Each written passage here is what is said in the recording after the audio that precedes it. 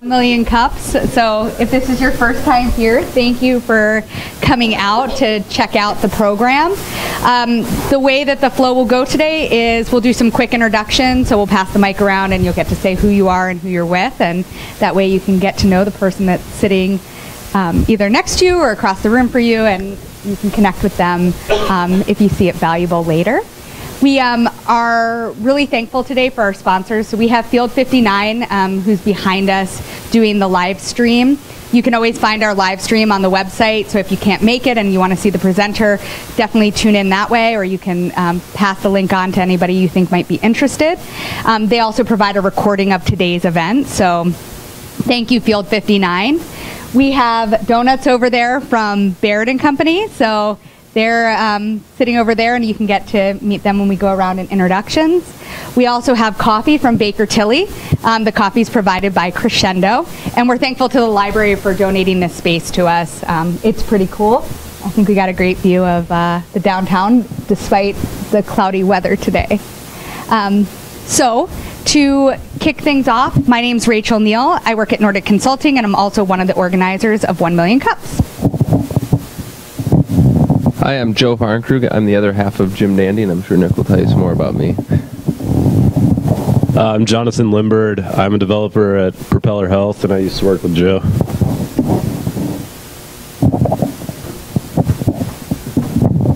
I'm Sean McCrae. I work at Sonic Foundry next door. Worked with Nick and Joe both in the past. I'm Joe Boucher. I work with Drew Corson at Nider & Boucher. Good morning. I'm Susie Yonkel. I work with Murphy and am Program Director for Merlin Mentors, and I will be presenting next week about Merlin.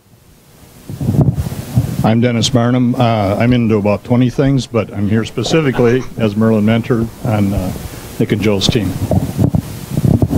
Hi, I'm Dan Anderson, and I work for Baker Tilly.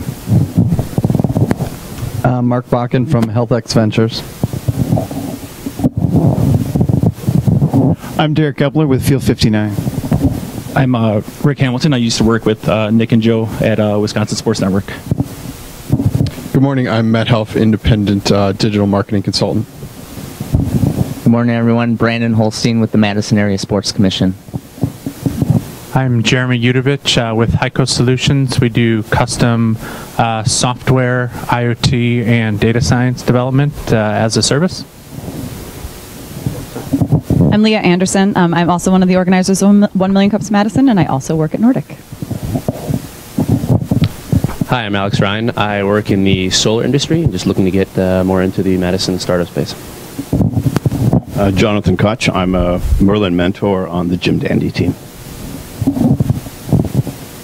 Lisa Krugner-Higby, Comfort Care for Animals, LLC, pharma startup. Hey, sorry, I missed the boat the first time. I'm Maddie Niebauer. I run a virtual chief of staff business called vChief. Hi, I'm Jim Hodge with Robert Baird in our downtown office. And I'm Ben Falk with Robert Baird in our West Side office. I'm Drew Corson, one of the organizers at Million Cups. I used to babysit for Joe Boucher's kids, but I've been upgraded to business attorney. So. I'm Monty Schmidt. I started Sonic Foundry. I also worked with Joe and Nick. I'm Amanda Schwegler with Earthling Interactive. Good, everybody? I think so. All right. Take it away.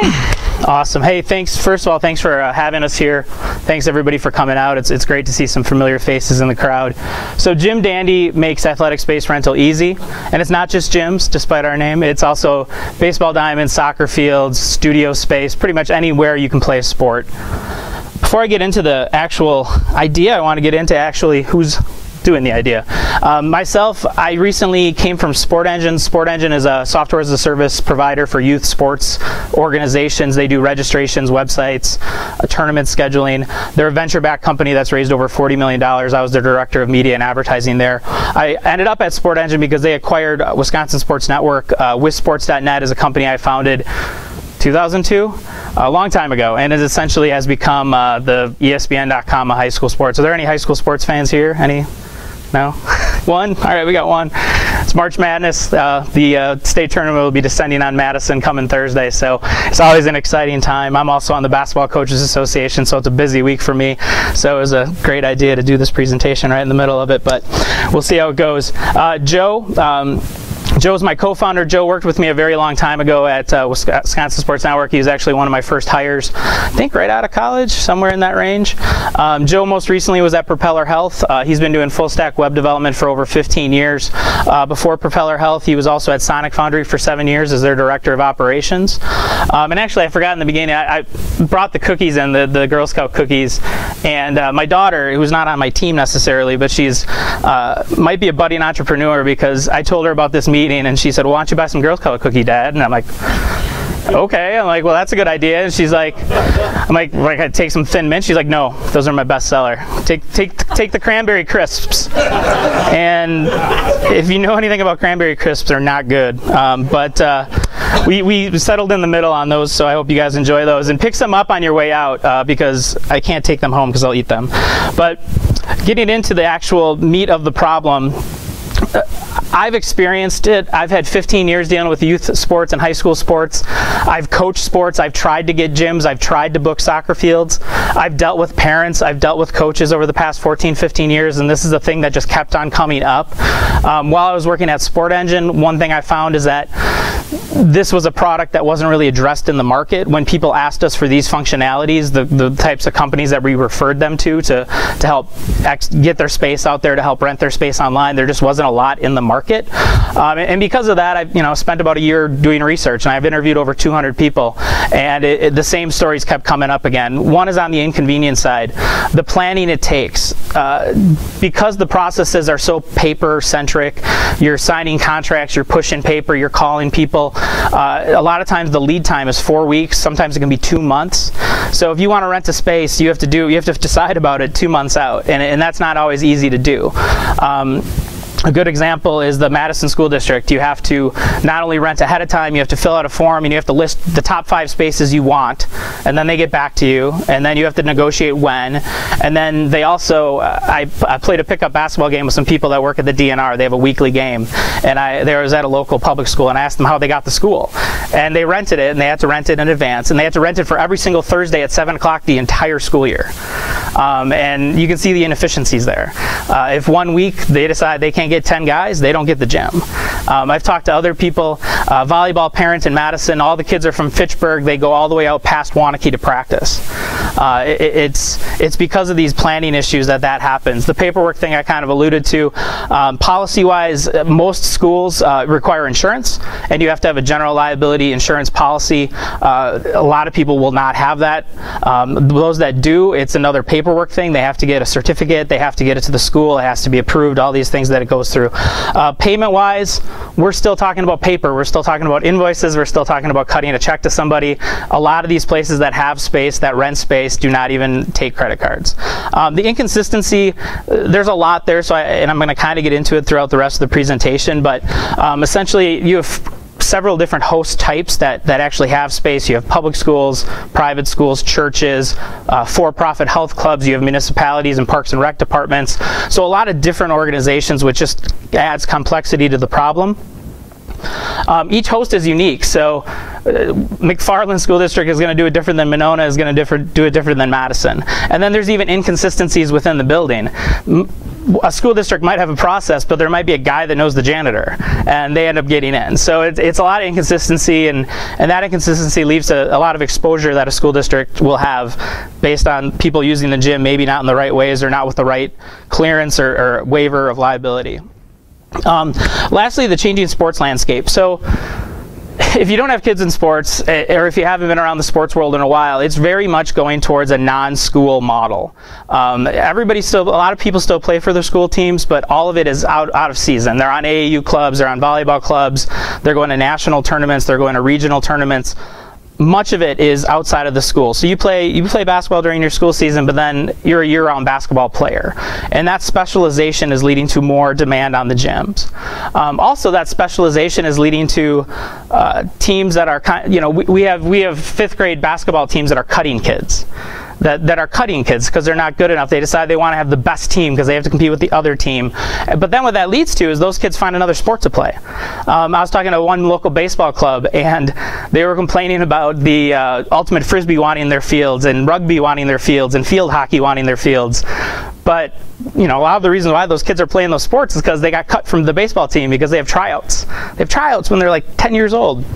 So that's kind of an issue that is out there, and it's, you know, to our advantage a little bit because of all these extra sports they're playing.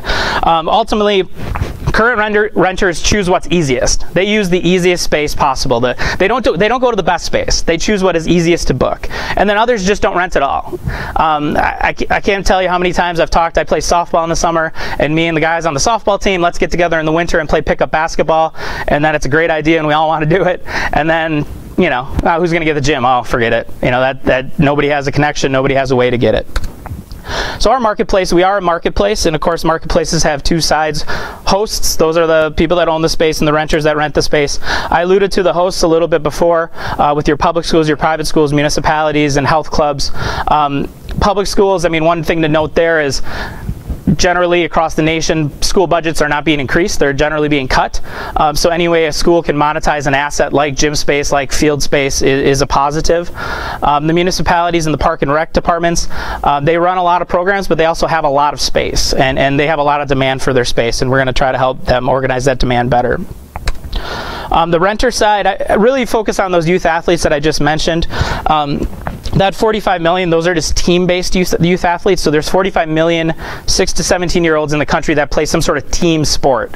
So that doesn't include tennis players, it doesn't include karate, it doesn't include all these other sports. And that was one thing that really stood out to me in my research when I ran around and started talking to people about this idea before we kind of jumped in, is that I came at it with this traditional sports approach because that's where I came from. I came from basketball, I came from football, baseball. But what I found is there's all these other sports, like, you know, oh, like I mentioned this to a dad, and he's like, oh, my nephew is in fencing, and the fencing team is always looking for space. I mentioned it to somebody who had nothing to do with traditional sports, and she said, my friend is a yoga teacher, and if she could find additional space to teach yoga, if she maybe didn't have to rent out a permanent space on a monthly basis, you know, that would be something she'd be interested in. So there's a lot of different uses for space that I didn't even think of, or I didn't even know about. Futsal is another example. I did not know futsal existed, and futsal's indoor soccer, and it's super popular, and there's even a place in Milwaukee that does nothing but futsal. So I mean, just another demand on that indoor space. From there, you know, you have your active adults. There's 50 million what I call active adults. Those would be people that have gym memberships.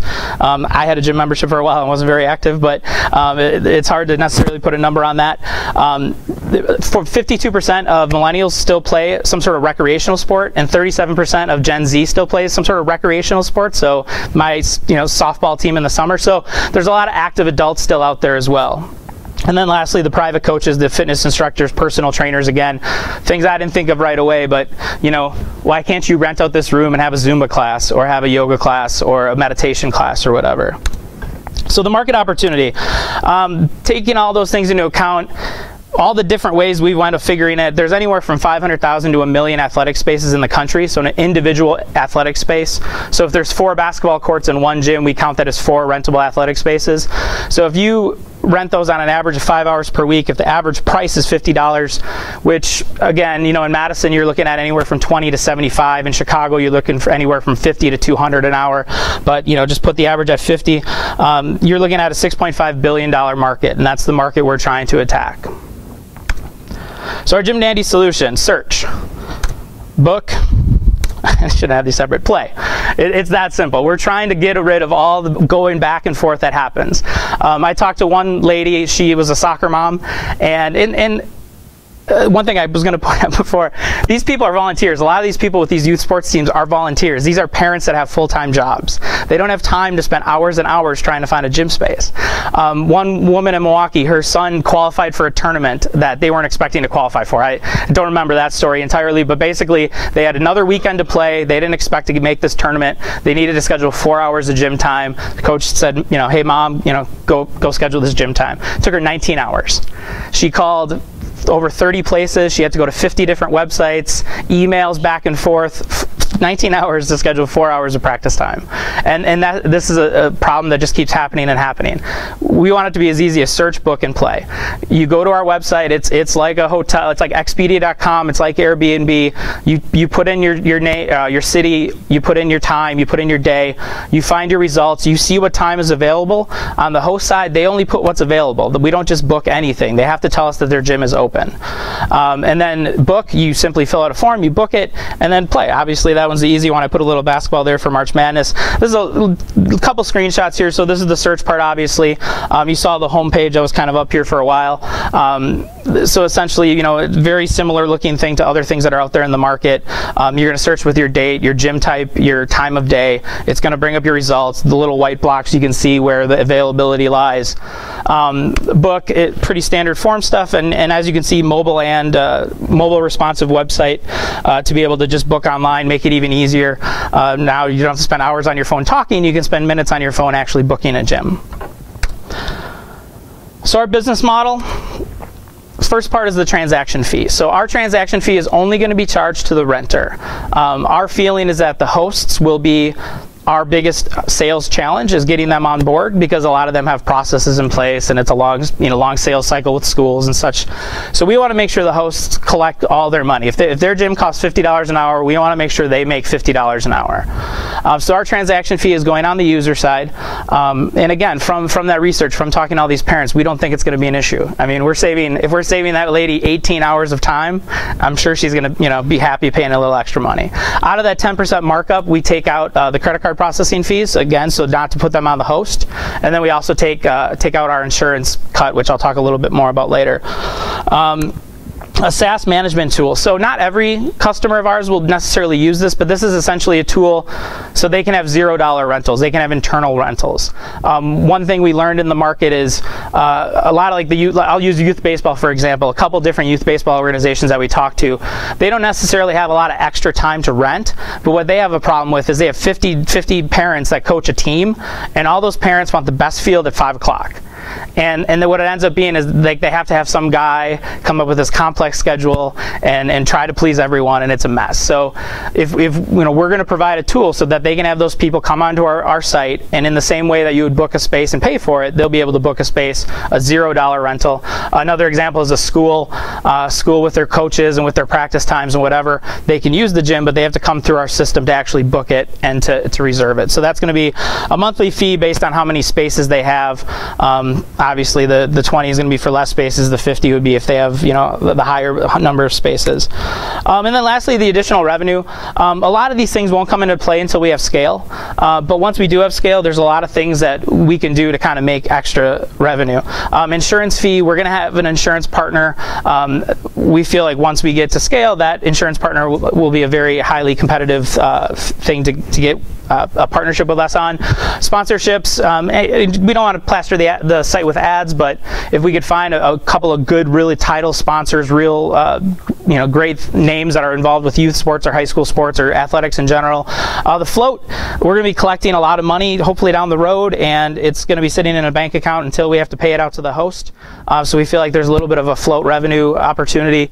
And then premium users, if we have a lot of high volume renters, we think we can do some things for them that might entice them to pay some sort of monthly or annual fee to be a premium member on our platform, whether it's instant booking or premium access to different listings, whatever it might be.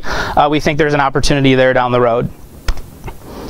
Our growth strategy on the host side, early on we're focusing on Wisconsin. Early on we're focusing on Dane County and Fond du Lac, where I'm originally from. We're going to really rely on my networks. I've been blessed to have a lot of friends and relationships in sports in Wisconsin with high school coaches, athletic directors, youth coaches, AAU club presidents. That pretty much runs the gamut, and that's what we're going to rely on early. Once we roll out past Wisconsin, we're going to be looking towards some national networks I was able to build at Sport Engine. We're going to be looking towards vendor partnerships. If there's software programs out there that have complementary services to the same kind of people that we're trying to contact, we're going to try to partner with them. And then, I mean, at the end of the day, we're going to have some traditional outside sales. I mean, we're going to be calling and emailing folks and trying to spread the word about how this can help make them more money and save them time. On the renter side, the easiest way we can do this and in the most sensible way is it's kind of similar to OpenTable, right? You want to have reservations at a restaurant, you go to that restaurant's website, and you end up getting routed to OpenTable to actually make the reservation. Since a lot of people today are doing that method for gym rental, they're going to the website, they're figuring out who they have to contact. We're going to have some sort of plugin, so right there you'll be able to book right through GymDandy right on that website of that host. And then hopefully they will, like the service and like what it can do, and then they'll just come to our site directly the next time they need space to kind of cut out the middleman. We'll also be doing some direct outreach to the clubs and the clubs themselves. I was talking to a guy this weekend who ran a basketball club in the Valley. He said he rents at over 30 gyms a year. He said it takes him 50, 60 hours just to book the time, and then he'll get bumped. All of a sudden there'll be a school play or there'll be something going on. He'll have to scramble and get something new. So working with those people directly to kind of use us exclusively, and then if we have those exclusive partnerships, we can go to our hosts and say, look at all these people that are exclusively renting through us that could rent your space. Search and social marketing, that's definitely more down the road. That's when we want to kind of expand to get to that group of people that maybe aren't currently renting, that don't know I can go, search, book, play, and have it be that easy to go play pickup basketball. So that'll come down the road, and then vendor partnerships on that side as well. Competitive landscape. So believe it or not, I was just in Fond du Lac last week, and there's somebody that still used pencil and paper and a date book, and it's a system that works, but it's kind of amazing in today's mobile phone era, so to speak, that somebody is still using a date book to schedule gym time. Phone calls, faxes, emails, web forms. Again, these are all things that happen, and it's not just like you fill out a web form and you have the space.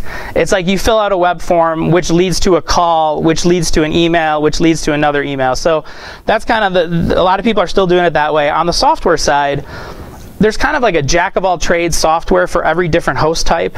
There's one that focuses on Parks and Rec, and there's one that focuses on schools, and they do everything from facility scheduling to registration to payroll processing to hourly 1099s, just a little bit of everything, right?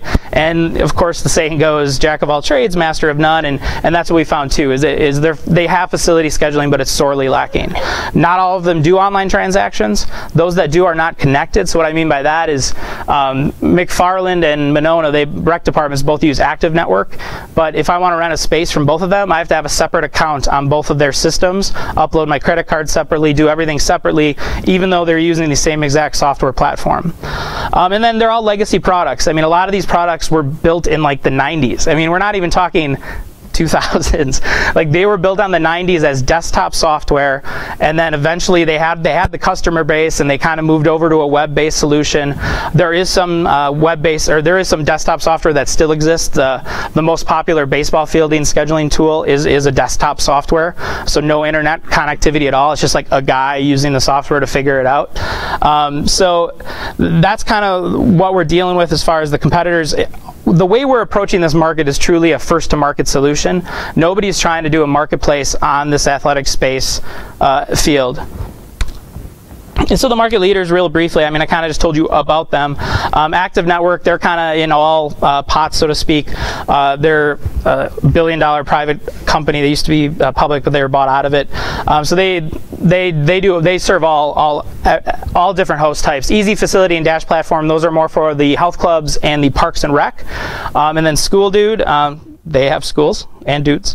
Our School Today, they're really big in Wisconsin. So most of the schools in Wisconsin, if they have something, they have Our School Today. And again, Our School Today is a software platform where they have several different products. You can buy this module, you can buy that module. The facility scheduling module costs like anywhere from $1,500 to $2,500. Motion lights? No.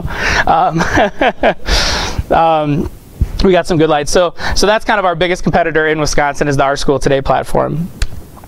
So traction so far, pilot customers, we plan on launching towards the end of April, and at the end of April we'll have 6 to 10 pilot customers. We'll have at least one in each host type that will launch with us. Investment to date, we have earned $95,000 from investors, friends and family round that we closed at the end of 2015. We're looking to do a seed round after we launch. Insurance, we have secured an insurance partnership. It's currently going under underwriting and negotiation. But what that'll be is every single rental that comes through our system will be insured. So it basically takes that entire insurance thing off the table. Not only do people not have to have it, like if I want to go rent a gym to go pick up with my friends, I don't have to go have a commercial insurance policy. But on the host side, they don't have to review a million different policies, and a lot of times their legal team isn't reviewing these policies either. It's an admin person, it's somebody in the office, and maybe a principal, maybe somebody that's not adept at deciphering an insurance certificate to make sure it has all the right things. So it's going to be a big benefit on both sides, and we can't announce the partner just yet. It's a big national insurance provider, and we're hopefully in the next few weeks we'll be able to announce that. But we're excited about that, and I think that's going to be a feature that really sets us apart. I mean, not only is this a new idea, but I think we're covering the bases by doing things like handling the insurance. Local support, the WEDC, we were able to get the QNBV certification, so any investment through us gets a 25% tax credit.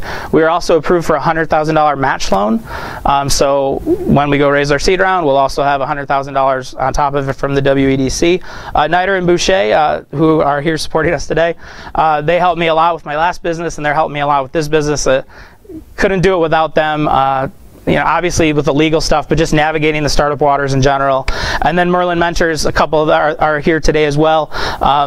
Really, I think it's the best resource in Madison for startups, and they've been great, and it's been great to have meetings with them and go over and get things done. And in general, I mean, I started a company in 2002, and that was the Wisp Sports company, and I mean there was nothing. I mean there was like nothing. There wasn't these things. There wasn't those great conferences I've been to. There wasn't meetups. I somehow got one meeting with an angel investor after like we were 3 years old, and we had like 150K in revenue, and like we were profitable, and the angel investor told me to quit. He's like, you should really just quit your job or quit that startup and just go get a job, because like I don't know what you're doing there. So I'm glad I didn't take his advice, but it's just kind of funny how different the overall thing is now as it was before. So that's it. Thank you again. GymDandy makes athletic space rental easy, and we'd love to take any questions or anything else that you have for me this morning.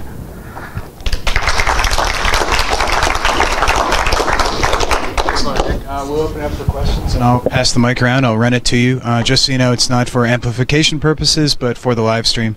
So feel free to throw your hand up when someone else is asking, so we can keep a good line of questions going. So, questions for Nick? Well, I'll kick it off. Covered everything. Well, what are your thoughts for human capital needs as you expand and grow? Yeah, so I mean, really, it's going to be developers and salespeople, and then once we get some sort of size, it's going to be some customer service. So we're, hoping to once we raise our seed round at the end, once we launch at the end of April, we're hoping to staff up to about 6 to 8 people, and then once we can get obviously past there, it'll be a lot higher. But yeah, it's developers, salespeople, and customer service. Great. The main things.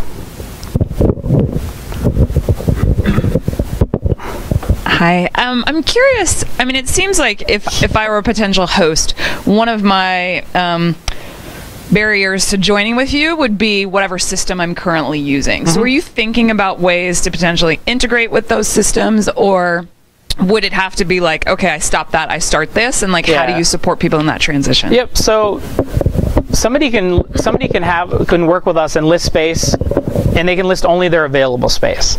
So if they want to use their current system, they can use us to only list what's available. Down the road, if they want to use that SaaS feature, they can use us for all of their scheduling. But at the end of the day, they only have to use us for what's available. And then they can also say no to a rental. So just like Airbnb, if somebody requests an Airbnb, you can tell them no. So if they list what's available and then they end up booking it through their old system, it's not the most ideal situation, but they can tell that person no. But then to the second part of the question, is that we do hope to integrate with the bigger scheduling vendors down the road. And the thought is they can keep using Active or whatever product it might be for their scheduling, but then we would have an API connection that pushes all their available space to us, and then works both ways, so that if something gets filled, it gets taken out of our system and vice versa. And then we kind of see that down the road as a way that we can really expand our customer base, is by using those vendor partnerships. Great presentation this morning. Thanks. I wanted to really commend you for selling me on the opportunity. When you got to the competitors, I had a bit of an adrenaline boost when you said there's a billion-dollar player in there already. What's going to let you slip under the radar? I think what I've found in the industry in general is that all these providers are jack of all trades software companies, right? And Active is a great example. Active started with race registrations, and then they bought like a billion companies. They bought a website company for churches, a website company for camping grounds, a stats company. They bought all these different companies, and now they have this big conglomerate that's kind of like slow moving, right? What I found is there's a lot of companies out there that are specializing. There's 6 companies that only do tournament bracketing. There's companies that only do player registration. They're kind of taking the features of all these big products and they're knocking them out of the park, and that's what we hope to do with facility scheduling is take one element of it and do it very well, and that's how we think we can kind of slip under the radar and collect customers and really get our product out there. Yeah, this is Joe Boucher here. I just wanted to say I've known Nick. I don't know if I met you in 2002, Nick, but it wasn't much after that. Yeah. And I had kids in youth sports, and so we commiserated about all of these issues. First of all, Nick is persistent. Nick is smart and talented, and he's worked hard at this.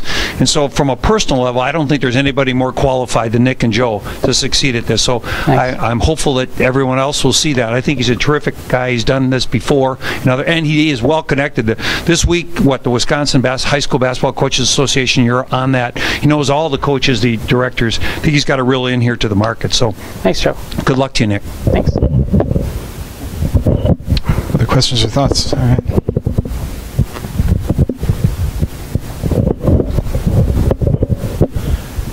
So I'm really familiar with the Golf Now model. Essentially, you're following the same product line in that you're selling time and are trying to help book time. So it seems like it's really structured around, hey, you're the host gym or the school system. You have all these spaces. This is just a really good way to organize it. What is the ROI for them? Do you anticipate down the road following the Golf Now model where they actually start to advertise for that school system to help drive traffic? Maybe it actually could become a trade model where, okay, you have 8 hours available on a Saturday, you give us one of those times, we actually do this at no cost then for you, and you take a booking fee. And then they go a little bit further where when you have times that aren't selling, you're available at 10 p.m. on Tuesday evenings, where it starts to discount, and you can now push that out to help them raise their overall revenues. What does that look like? Yeah, absolutely. And Golf Now does a great job of it, and we do want to do the same things. It's not only helping them sell the space, but it's helping them price it the right way. If it's a marketplace, things get priced generally in the right spot. It's not only just helping them sell what they're currently selling today, it's helping them sell more. It's saving them time. If that woman in Milwaukee was on the phone 19 hours booking soccer fields, there was somebody else on the other side of that phone call every time. So I think those advantages, and then down the road we do want to get into a lot of those things. Those are more like, we keep saying V2 in the office. Those are more V2 things, but things like bidding, like maybe the youth baseball club, maybe the dads bid for the best field, and maybe the youth baseball organization makes more money.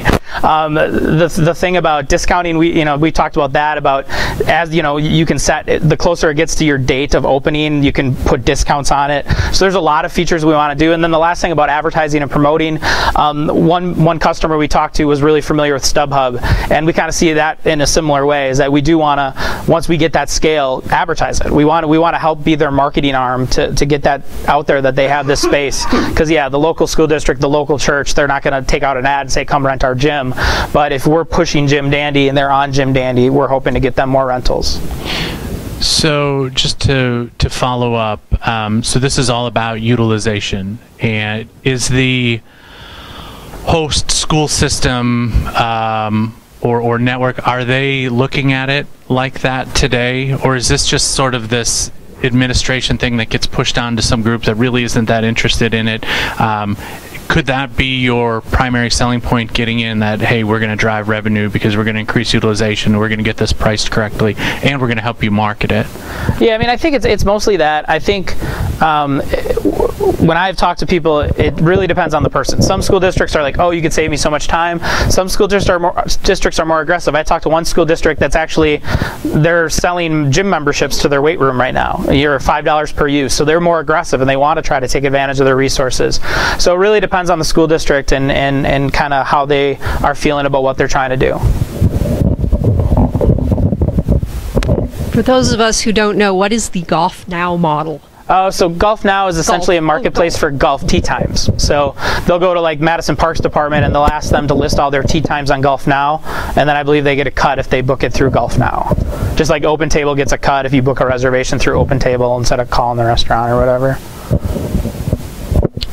Any other questions or thoughts for Nick?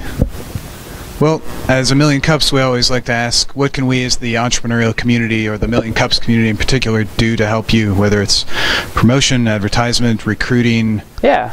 No, I mean, I think, let people know about us. I think we're going to be hiring people hopefully in a month or two here. So I know it seems like that's how everyone always ends their things. We're hiring developers. So we're hiring developers. So yeah, that, if you know of any investors that are looking for a great opportunity, there's that. And then just the promotion. And once we launch it, we'd love to utilize this audience and this network to really get the word out that people can start booking space through us. And then lastly, if you know of any hosts, if you know, the person at your church that's in charge of facilities, or if you know some school district people, those are always helpful, because like I said, we are starting in the Dane County area. Awesome. Well, thank you, Nick and Joe. Thank you, Field 59, Baker Tilly, Baird, and all of you for coming. Please come again next week. Hope you had a good time. Thanks. Take some cookies on the way home.